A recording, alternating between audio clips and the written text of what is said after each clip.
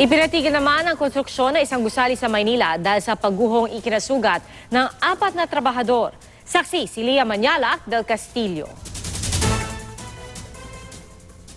Kasabay ng pagguho sa bahagi ng ipinatatayong gusali sa Legarda Corner, Bustillos sa Maynila, nahulog din ang ilang construction worker.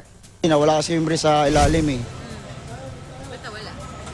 Tinanggal po siya, nakasintada po. Tapos bigla pong bumagsak na lang. So nung tinanggal siya, hindi pala safe yun? Hindi pa po, kasi bago lang po yun. Si Ramil Poblacion na nasa ilalim noon ng canopy at nagtanggal ng tukod nito, naipit ang binti at nagtamo ng sugat sa ulo. Ginagamit po yung block para maalis yung tao, yung para inaipit. Kasi naipit na po durog na eh. Si Guillermo Sia naman na nasa taas noon ng canopy, nagtamo ng minor injuries. Sa taas po. Nahulog po sa ilalim. Tiniyak ng construction company na Yumadag Builders na sasagutin nila ang pagpapagamot sa mga biktima. Dahil sa nangyari, 1 linggo munang pinatitigil ng Manila City Engineers Office ang konstruksyon. So far siguro madaling tinanggal yung scaffolding nito kaya hindi pa matured o hindi pa cured yung semento.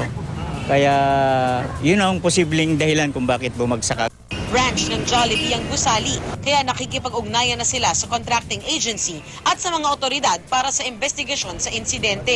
Agad din daw nagpatupad ng dagdag na safety measures ang kumpanya para sa kaligtasan ng mga dumadaan sa lugar. Temporary stop ang construction and then verify kung anong nangyari, bakit biglang bumagsak yung extension ng canopy. Ako si Lia Manyalac del Castillo, ang inyong saksi.